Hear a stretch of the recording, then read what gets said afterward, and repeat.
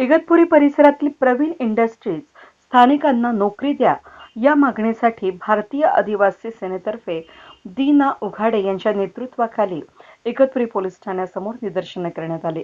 प्रलंबित प्रश्नांबाबत शासन झोपेचं सोंग घेतंय की काय?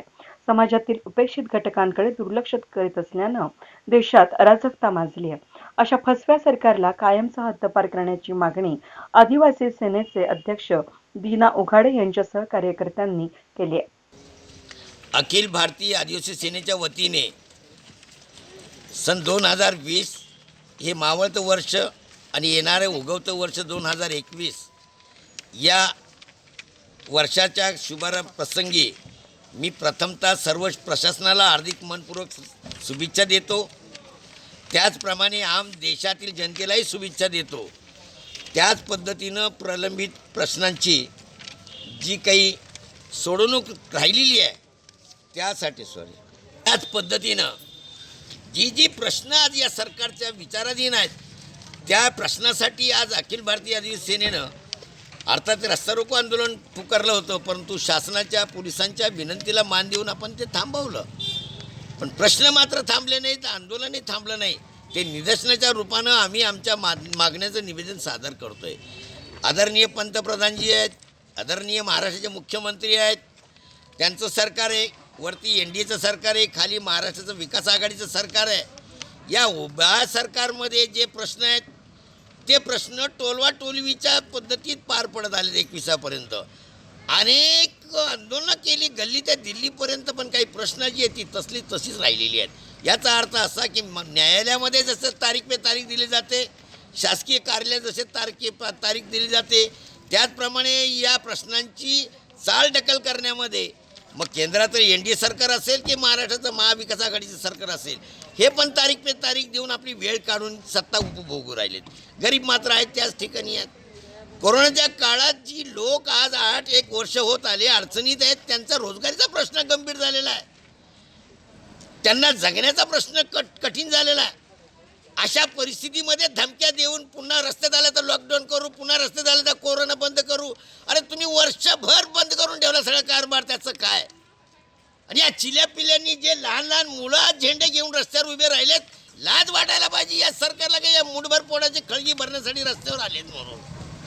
ही जर परिस्थिती या देशाच्या स्वातंत्र्यात बघायला मिळत असता 21व्या शतकात काय करतील हा एक प्रश्न आहे। एखाद्या कार्यालयात एक कर्मचारी गेला तर त्या अधिकाऱ्यापर्यंत गेला तर तो उडाउडीचं उत्तर देऊन पाठवून देतो।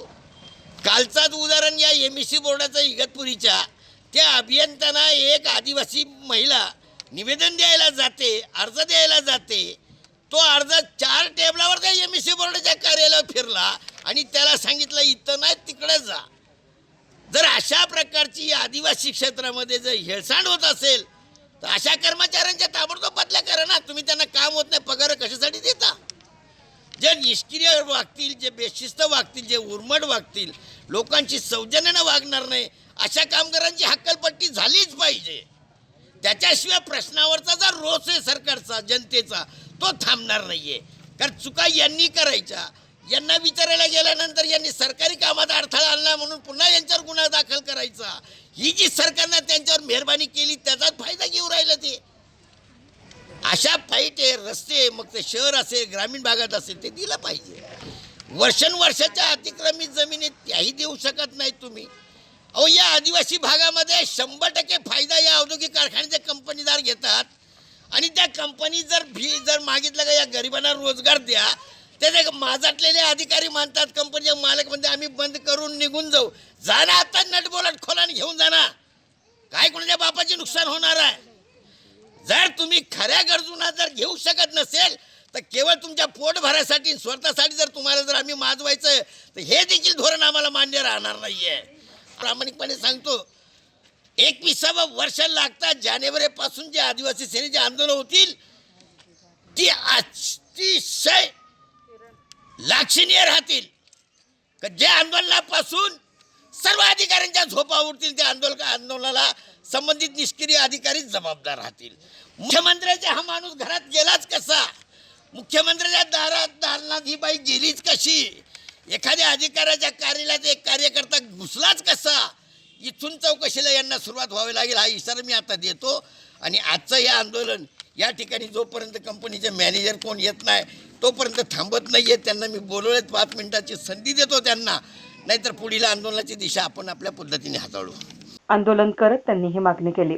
जगन जोशी, नामदेव भडांगे, कारभारी पंडित, वरे पाटील, नंदा जोशी, तुळशीराम गवळी, पंढरीनाथ गावित, नागेश तुपे, सोमा आगेवाले, बुधा आगेवाले, राजू गवळी, राणू पाडळणे, मेघा जाधव, शैलाव पागारे, सुमन वारखडे, कांताबाई गायकवाड, संतोष निकाळे, सोनू निकाळे, गोकुळ निंबाळकर, अनुसुया आगेवाले, ललिता मेंगाळ, नंदा मांगे, राधाबाई बोंडे, छाया गवळी, रंजना पवार, गिरजा बोंडे, माधुरी बोंडे, मीना आडोळे, माया जगताप, मंगला पवार, ज्योती दोंदे उपस्थित होत्या. वेद न्यूजसाठी व्हिडिओ जर्नलिस्ट स्वप्नील पुरोहित, इगतपुरी.